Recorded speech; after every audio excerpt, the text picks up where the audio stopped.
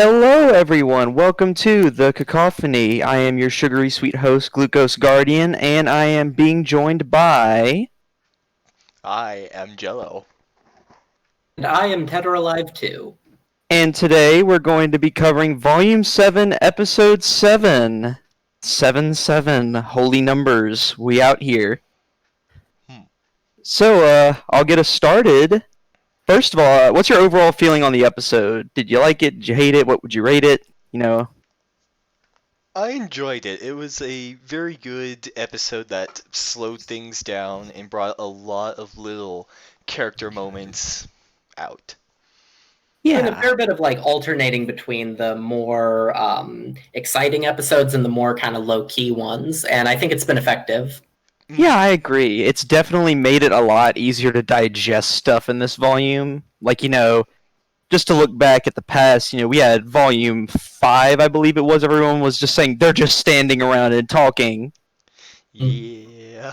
At the same time, I think that this episode had a lot in it. A lot of good stuff in it. Oh, yeah, that's what I like about these episodes. It's not just we're standing around and talking. They're actually putting stuff in there. Like, they're packing it tight. It's not a difference between one has stuff going on, one doesn't. It's what kind of stuff is going on.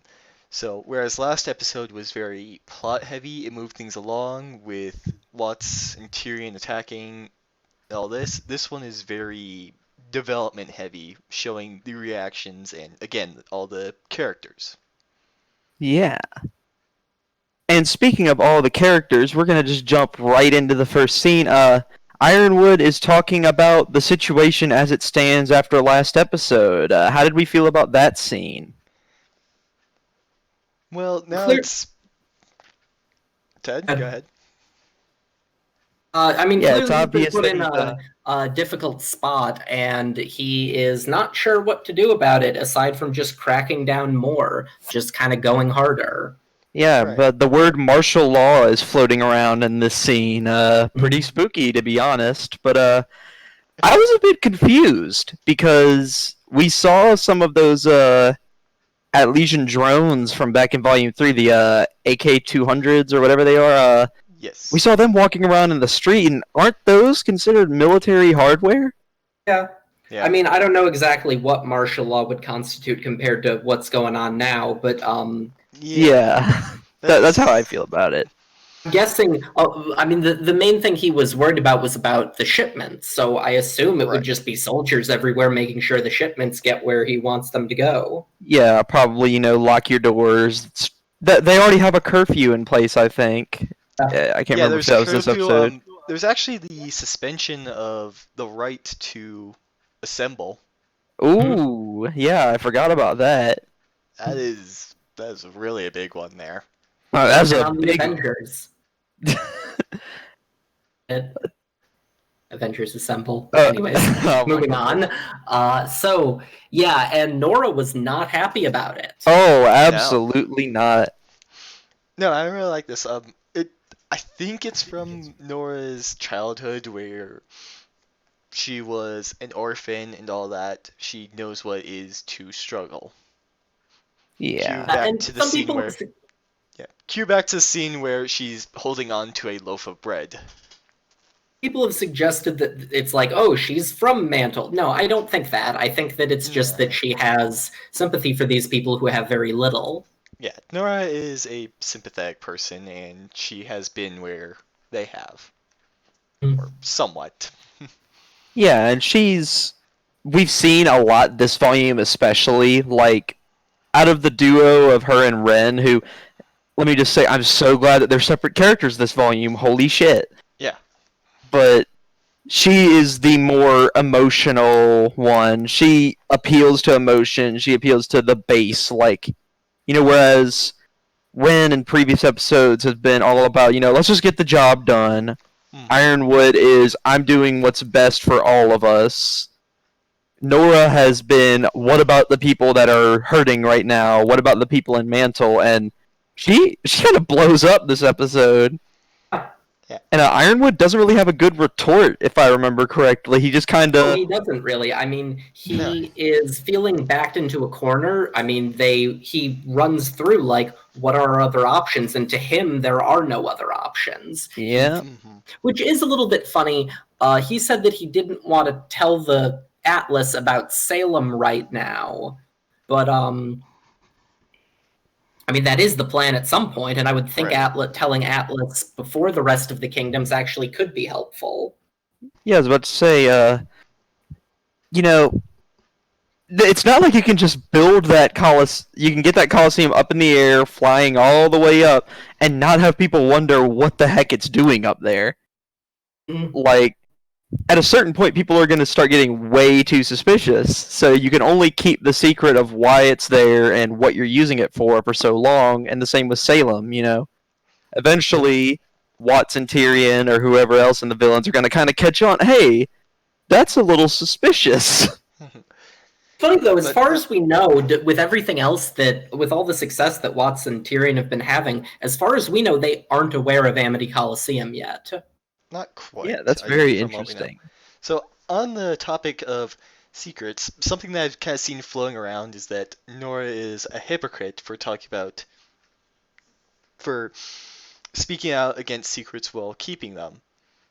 And while that's somewhat correct, I believe that she was also addressing Ruby in that particular sentence.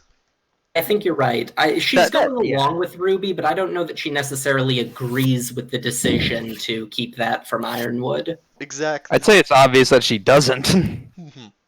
She is all for a no BS zone amongst the gang.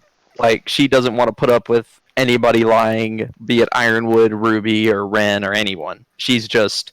Right. She's done with everyone's crap, and I'm here for it. And speaking of people being done and the people she's done with, notice when people are kind of, you know... I like this shot because a member of the community pointed out to me when... At the end of the scene, I think, when Ironwood's kind of had his little retort and everybody's symbolically divided on either side, there's one person in the middle. Well, before you do that, one of the things that I found interesting was they're actually divided between his robotic half and his human half. The ones on the robot side are not Willow, Winter, and Clover, whereas all of our main team are on the human side. Yeah. And then you've got our boy Which Ren. means that Winter's a robot. Oh yeah, yes, exactly. We got a Makes sense. We got an android over here. No, I'm just. Yeah, so it's a good shot. Ren is clearly supporting Ironwood more so than the others are. You almost wonder if he's going to tell him about Salem, but I don't think he would go that far. Yeah, me neither. No, Ren just keeps getting more and more interesting, and I really wonder what they're gonna end up doing with him. He's gonna die this volume. I refuse to believe this. I don't want to believe it either, but like, I'm sorry, I've been burnt on the member of Juniper gets a sudden huge amount of characterization and then either dies or nearly dies. Like, I don't want to be here. I don't like this train. This is V3 all over again, and I'm not here for it. Character deaths in general, for me, I'm just a thing that I refuse to believe they're going to happen. Until they do. Yes. Oh, poor Jelo. In a way, it actually kind of makes it better because it's that much more emotional. Yeah, I agree. And while I'm thinking about it, something that was mentioned in, I think it was this scene that they showed this little Easter egg for all of us boys and girls. Correct me if I'm wrong, but we got backstory on Tyrion finally. Yes. If you pause it, you can read it all. Yeah. Well, a few bits are redacted, but yeah, we see that he was a serial killer. He committed lots and lots of crime, and then he got caught by some huntsmen, and then some Grims attacked his transport. And the recording showed the pilot screaming, "What are you?" and Tyrion saying, "Beautiful." So that's pretty creepy. Pretty creepy. I I've like been this. seeing. I'm 90% sure myself, and I've seen like the theory running now is that Salem herself busted him out. Yeah, I That think so. seems right. Because that would also explain like his godlike reverence to her, because she bailed him out of what was probably a life sentence. And that's I don't really think got it's just that speaks gratitude, to, though. yeah. But that really speaks to Gratitude. how I think much Salem values Tyrion that she would go out there to get him herself. We don't know how she got the others, so it could be she got all of them herself. Alright, this is true. Yeah, just approach them each individually. We literally the only one we know how specifically she personally got them is Tyrion. We don't know how she got Cinder. We know how Cinder got Em and Merc, but nothing else about that. We know why Hazel hates Ozpin, but we don't know how he hooked up with Salem. And all we know about Watts is that he's supposedly dead. Right. Also, while I'm thinking about it, yeah. Oh, that's what I was gonna say. I kind of lost it for a sec, but we actually got a background for Tyrion that also addresses his out-of-character background stuff, like design stuff. He's based on a fable or an idiom, whatever you want to call it. Yeah, the frog and the scorpion. Yeah. That's what it is. Where the scorpion promises not to sting the frog, and then he does it anyways, and he's like, oh, it's in my nature. And the huntsman that captured Tyrion initially was named after a frog, so that's the reference. Yeah. Oh, and Tyrion killed that guy, by the way. That was also in the report. Right. Yes. Poor guy. He was like, oh, we need to get more security. This dude's dangerous. They break him out. What did he tell you? I'd say that was a pretty good way of doing Tyrion's backstory. It was quick. It was what it needed to be. It wasn't, super. This may be all we ever get, and if it is, I'm basically okay with that. I think we got all we need to know, honestly. Yeah. We don't need to know what kind of parents Tyrion had or anything like that. We got, he's a bad dude who Salem rescued. So, yeah. Yeah, this is a very good way of doing what you need without doing much. Show, not tell, as the writers repeatedly say. Mm-hmm. Moving on now, we've got, it finally happened. Praise God. Praise God. I was so scared, but it finally happened. The bees talked. They talked about what's going on between them, and I'm so glad. More a matter of, a few things about what they think about lying to Ironwood and about how, hey, we killed a guy. Mm-hmm. That was what I wanted them to address, because that's it. I know that fiction isn't real life, and that there's such thing as suspension of disbelief, making things more interesting for the sake of the story, but Blake legit killed somebody that she had spent most of her life either, from what it sounds like, admiring or at one point being in a relationship with. That's pretty traumatizing. Not quite all her life. We know from the comics she was around 14 or so. Oh, okay. I don't read the comics, I apologize. 14? Yeah. I would have thought younger than that, but okay. No, like... It's not as bad, but still pretty terrible, everything considered. She left her parents when she was 12, right? Good God. Not quite. She met Adam...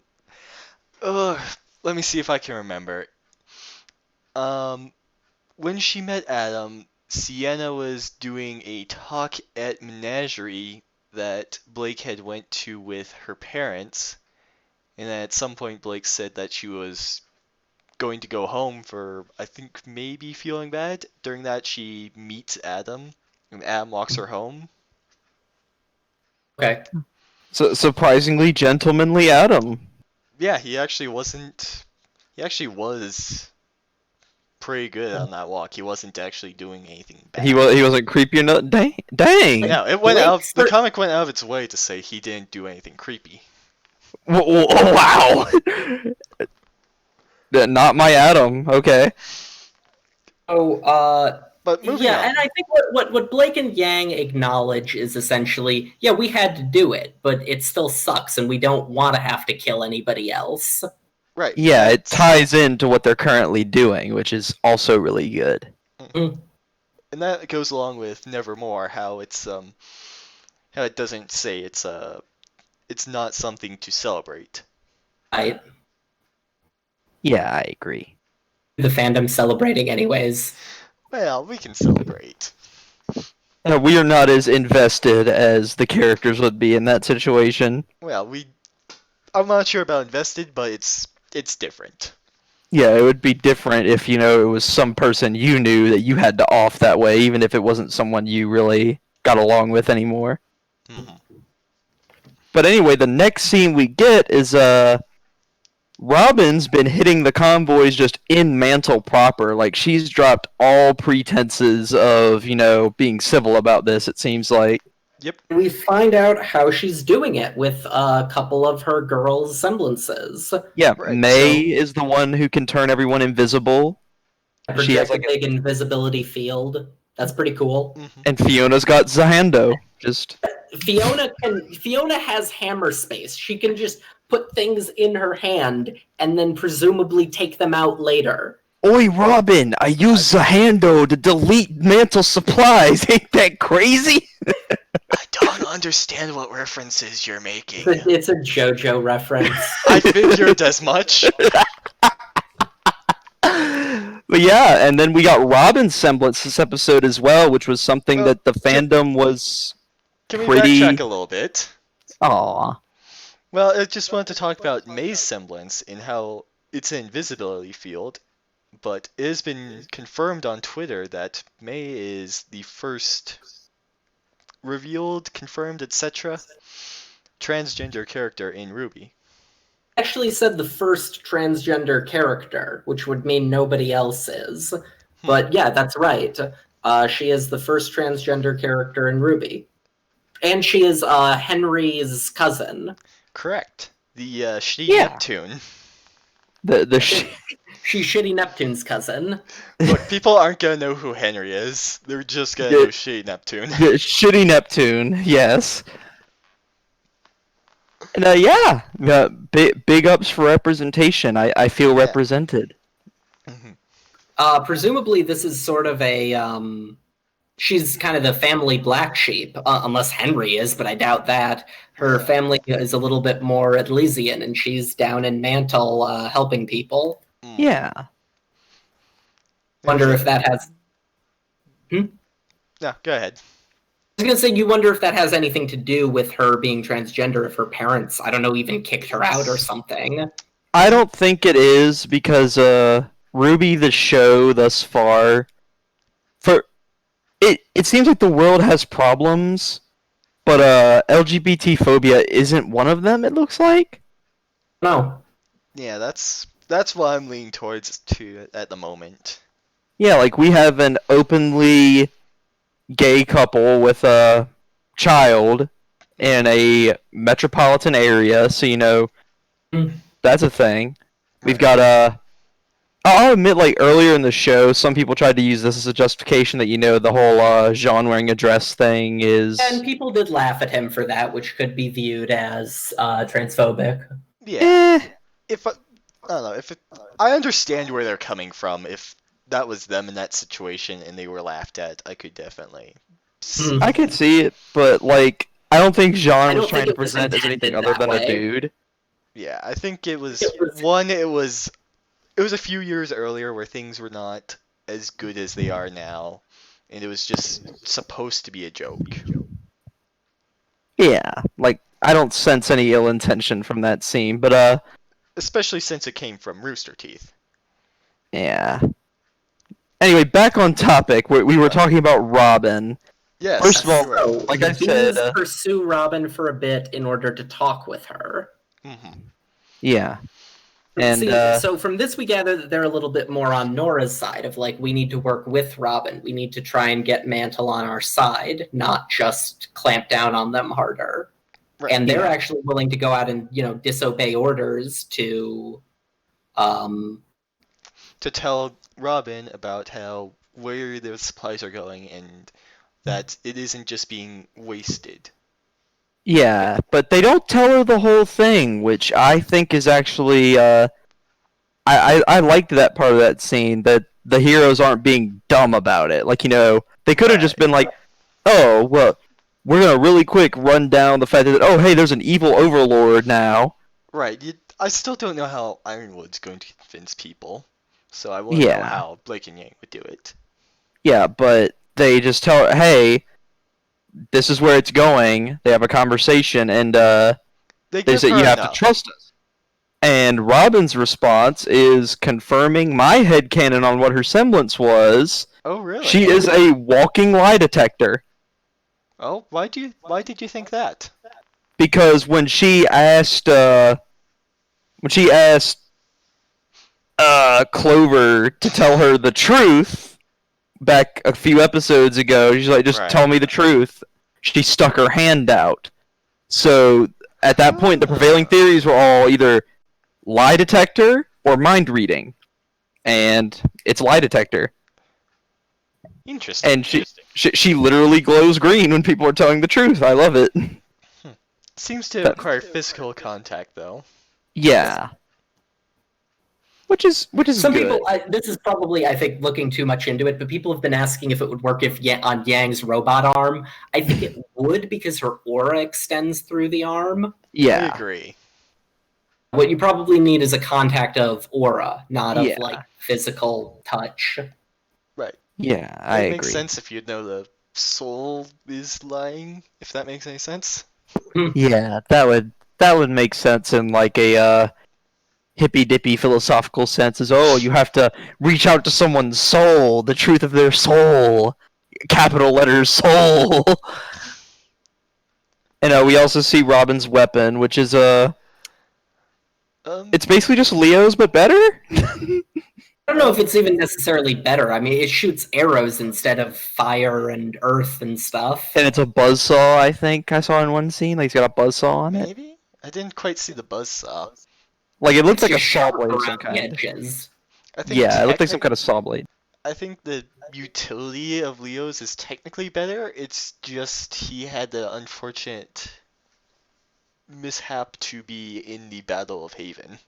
Yeah, and he kind of jobbed out to Oscar, not gonna lie. Despite being the headmaster of an academy, Leo kind of sucked. Yeah, It's obvious that he's the weak link among the four headmasters. I'm still just gonna assume it was a production thing, not an actual story thing. Yeah. He was not supposed to suck as much. Yeah, they were kind of rushed for time in Volume 5, so I can see that. But no, Anyway, we got the bees good stuff. agree to tell Robin that it's a communication tower that's going up, but they don't tell her about Salem. What do you think's gonna come of that? I don't know. It While might staying help. in our blue box. Yeah. I mean, on the one hand, it might help Robin start to maybe trust them a little bit more. She at least knows it isn't anything, the tower isn't for anything super nefarious. But at the same time, she wants more answers. She knows she literally knows there's stuff she's not being told, and she wants to find out. And she says that at the end of the scene. She says, I will find out the truth. Right. Mm-hmm. So, it's a start, and I feel like it's going to make working with Robin, at least for the main 8.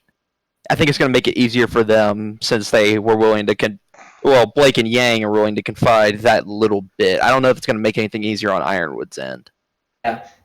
It's again, this is kind of weird. On one hand, yeah, it could make it easier, but on the other hand, it could make things harder now that she has this kind of bug that's been in her, and she really needs to go and find out whatever this is. Yeah. It depends on the kind of character Robin is, and we haven't seen that much yet. We've seen a fair bit, but... And we know she's willing to suddenly start stealing military hardware when she doesn't get her way. Yeah, she went a little sicko mode there. I wouldn't quite say it's just because she didn't get her way. She does think that she's doing what's best, and from a certain perspective, she is. Yeah. Anyway, if we don't have any more about Robin, we got some more information, origin stuff. Mhm. We got information on how Penny was exactly constructed and why she is the way she is. Yes, this is something everyone's been asking since at least Volume 2. Yeah, so for those of you who are not in the know, Penny's dad, Dr. Pietro, who is introduced in this volume, actually has to shave off some of his aura permanently every time that Penny's been built and rebuilt. I assume people would be in the know if they're watching this. I mean, you never know. Spoilers. Get your spoilers here. But no, I really like that. It was very interesting, and Yeah, it's taking a toll on Pietro, which is another thing that I like about it. It's It could literally be the cast from reason hit that he's points. sick, Yeah. and in the walking chair. I think He it's, even implied that if he had to do it again, he might die. I think that Ooh. implied that he would die. Goodness, so Well, he So- didn't finish the sentence, but yeah. don't do it. Don't do it to our grandpa, please. You can Yes. take Ren, just don't take Pietro away from me. So that really does leave, again, wondering where we're gonna go with this. And another thing in this scene, I forgot to mention this, but it's really telling how, when a big point of this episode was people are calling for Penny to be shut down. They're saying that she's too Right. dangerous. And Pietro outright says, she's just a machine to them, but she's my daughter. Right. And Like- there's no surprise there. She has a soul. She is a person, even She if she is is a robot. literally part of Pietro's soul.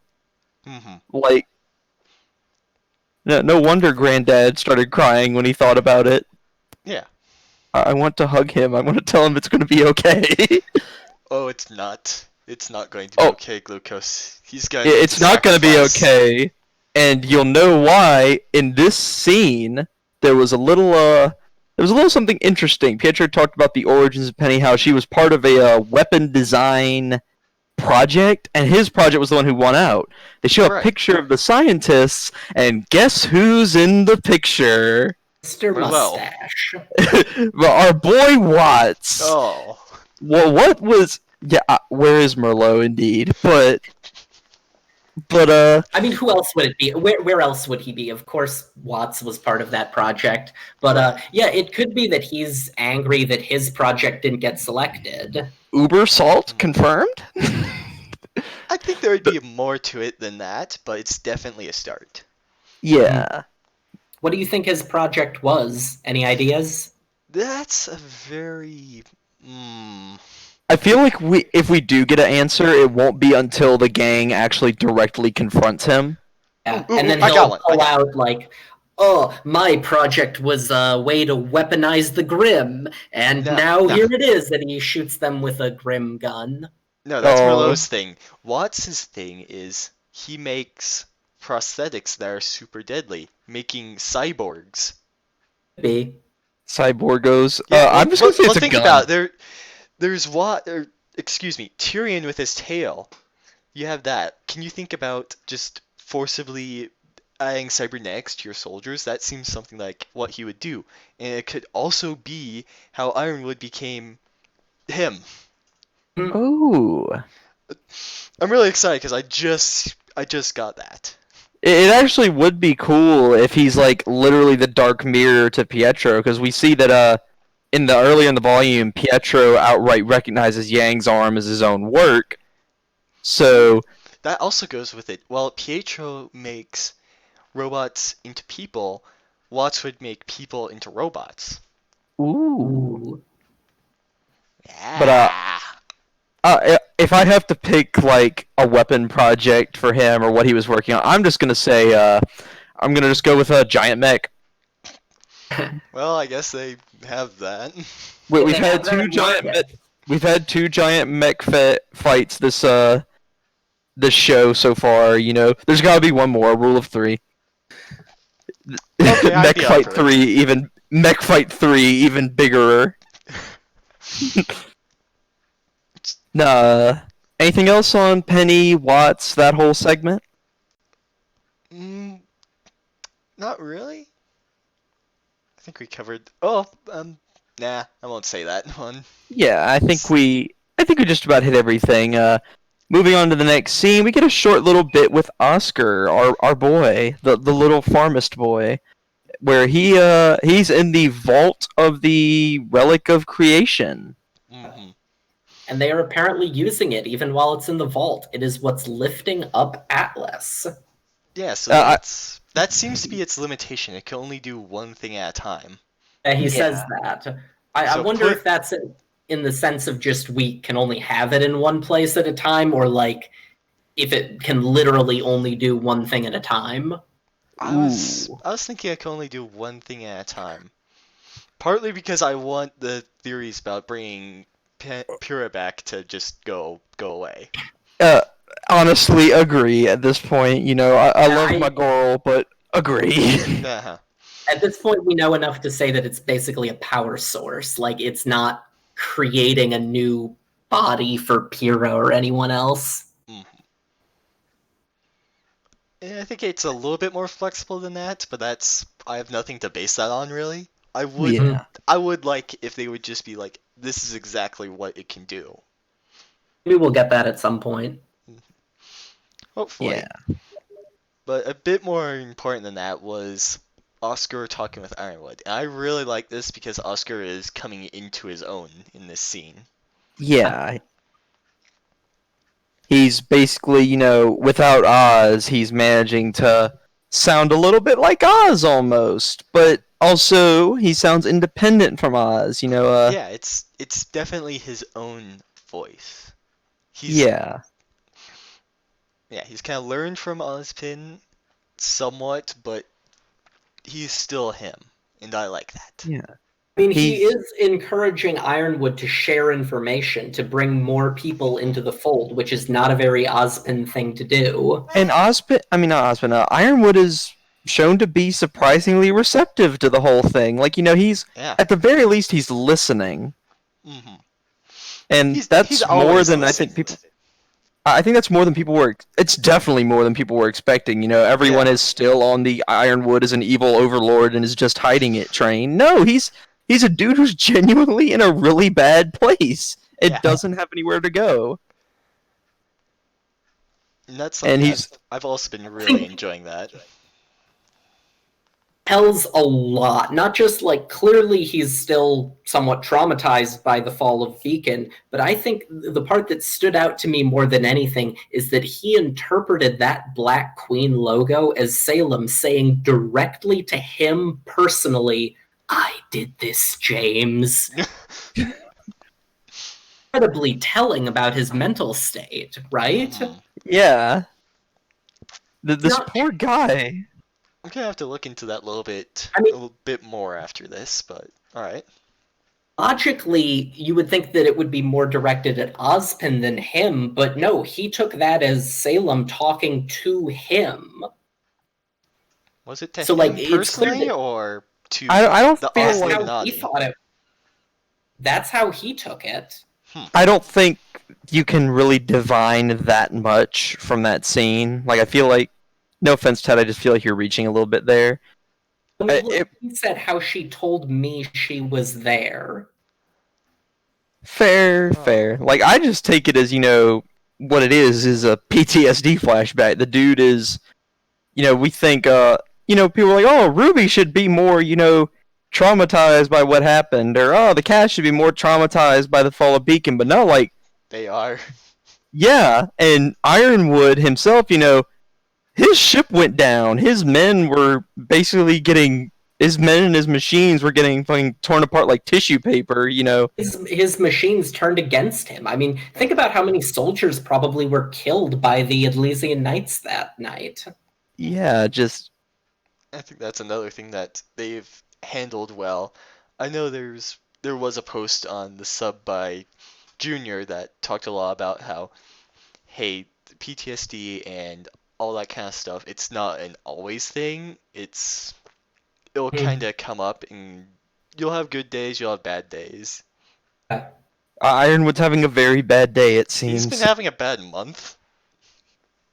Yeah, he's been having a bad year. Just poor guy. God. It's very apparent to him that whoever hacked his technology the first time is back, and they're, playing the same game. Mm-hmm. Yeah. He did order that they want to find Tyrion and whoever he's working with, and however that video got across his kingdom. Yeah, he's mad. He's just about McFucking had it. Like, he's done. And I'm here for it.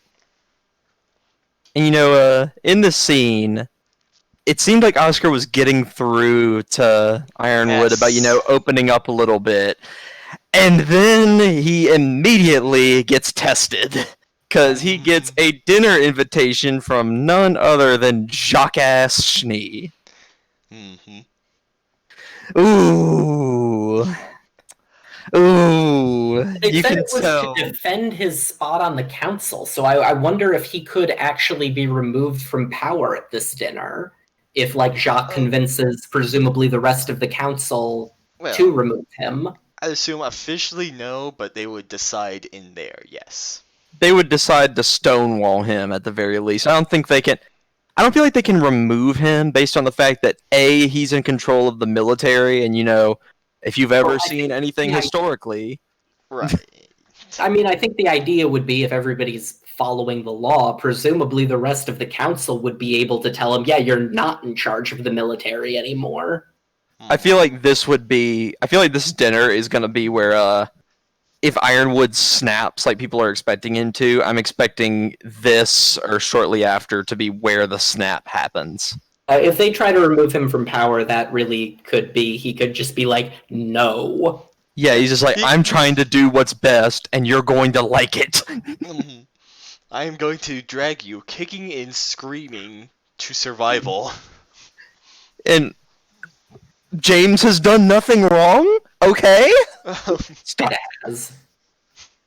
Just drag them, councilman. I'm here for it. Beat Jacques' ass. Beat Jacques' ass 2K20. And I'm excited for that because formal wear gang. Yeah, baby. It's a bit much to ask for, I don't know, an episode. Don't you think? Formal wear? They've done it before. Alright. They've had, costumes and stuff that were essentially just for 1 or 2 episodes. Okay, yeah. I'd be up for it. Yeah, come on. If they don't do it, it's fine. Yeah, just Spirit of Christmas. Spirit of Christmas, Jelo. Come on. Give a little bit. So does Ironwood have a +1 or something? Or is it like everyone? Or... I don't know. It wasn't clear from what we saw of the invitation. Yeah. For all we know, I feel like, it's going to be... If everyone goes, I feel like it would be kind of staggered. I don't think they'd all be in the room looking Jacques in the eye. Just like the whole gang is there. All the Aesops, all of Penny, Ironwood, Winter, and then Ruby Jr. and Oscar just standing there looking at Jacques. I forgot the most important one. Maria. Bring her along. She'll put Jacques in his place. Yeah, Jacques just looking. He's just like, what is this, James? He's like, oh, I brought my posse. Jacques just kind of like, on second thought, I think this dinner can be postponed. But yeah, I'm excited to see how that dinner goes. Hopefully the hors d'oeuvres are all right. Any other thoughts? Not really. You got anything, Ted? No, I think we just about covered everything. Yeah, so in retrospect, we did this at the beginning of the podcast. I feel like this is fair to close it out. How do you feel about things going forward? How do you feel about how this episode is going to go from here? Well, we just kind of talked about the dinner, which I assume that's next episode. I don't know. I think... I'm not sure if things are going to snap next episode, but I think we're hitting that point. This whole volume has been building tension, and I think when it finally does snap, it's going to be huge. Yeah, and I think it's coming soon. Even if it's not next episode, Well, next If episode is episode 8, correct? yeah, And there's 13 or 12? I think 13. Yeah, 13 sounds right. And if I'm right, and it looks like I'm gonna be right, that Atlas is gonna be at least 2 volumes. Yeah, that Then I'd like that. yeah, I'm pretty sure that's where they're going with this because I see no way for them to close up the entire Atlas arc in Not there's without 13 pulling episodes. not without pulling Yeah. a Balahaven. Yeah, like they have 5 episodes now. The next episode is episode 8, so they'd have 5 episodes to rush an ending, and I feel like that would be noticeable. And I think if the RWBY was even considering it, I think they'd realize how bad of an idea it is. Yeah. You might be right, but I don't think they can just keep building tension for the entire rest of the volume. No. I think there does need to be that point where it all falls apart. And then the question would become, what would you do with the second Atlas volume? The second Atlas volume, I would say, is dealing with the aftermath of it. Like, this is what my projections are for it. I think, like, I'm gonna say ballpark it around episode 10 is when things are really gonna kick off. Like episode 9 or 10. Right, And so then 11, 12, and 13 are like... Pyrrha destroying Penny. Yeah, something like that. And then the next 3 episodes are just high octane leading up to the big climax. And then next volume is going to be, if Ironwood hasn't snapped already, he's going to snap at the beginning of the next volume. And then they're just going to focus on the Amity Coliseum, that plan, and whatever RWBY and the gang are going to do about it. Personally, the way that I see it going is more or less the same as that, but like episode 11, well, no, not 11, 12, 13, it looks like at the end somewhere, they look like they're gonna win. They're just about got it, and then it all goes away. Ooh, the nasty bait and switch. Yep, looks like they're gonna win. Turns out to be a colossal defeat, and they leave us on a cliffhanger that will leave us agonizing for months. Nah, RWBY's just gonna be like, we got this, guys, we got this. Watts be like, allow me to introduce myself. Well, he could. It very much could be that they get the Coliseum up and they start sending a broadcast, and Watts introduces himself. Yeah, I predicted a while ago that if they do start sending out the broadcast of, hey, Salem exists, and we all need to unite together to stop her and defeat her, and then Watts hacks the signal as like, oh, they forgot to mention something. She's immortal, so, like, there's no beating her. Resistance is futile. What up, YouTube? It's your boy, WattsDogs.tv. God, if that happens, I'm gonna do that whole spiel in here, and none of you can stop me. Fair. But I think that about wraps it up. Would you say? Any final thoughts? Go ahead, close out, my dude. Yeah, I think we're about done here. So, yeah, episode 7 is in the past, and now we move on to episode 8 in the future. Ooh, pay no attention to the date on the YouTube video. Ooh. This has been your sugary sweet host, Glucose Guardian, and I was joined by... Your bitter and salty not host, Jelo. I'm just Ted or alive too. Shut up, Jelo. Nobody likes you, except me. Mwah. Yeah, But that's enough nah, for me. yeah, y'all have a great day, night, whatever time of day it is you all are at. Bye. Alright. Bye-bye.